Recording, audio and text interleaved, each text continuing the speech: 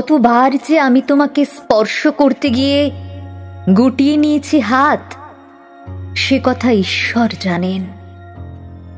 তোমাকে ভালোবাসার কথা বলতে গিয়েও কতবার যে আমি সে কথা বলিনি, সে কথা আমার ঈশ্বর জানেন।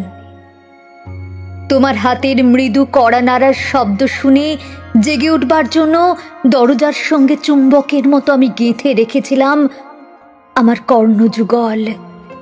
তুমি এসে আমাকে ডেকে বলবে, এই ওঠো, আমি আমি আর আমি একই শুনলাম, এমতো উল্লাসে নিজেকে নিক্ষেপ করব তোমার উদ্দেশ্যে। কতবার কতবার যে এরকম একটি দৃশ্যের কথা আমি মনে মনে কল্পনা করেছি, সে কথা আমার ঈশ্বর জানেন।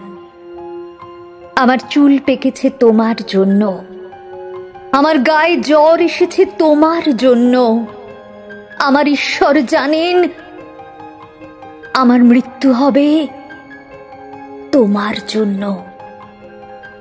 তারপর অনেক দিন পর একদিন তুমিও জানবে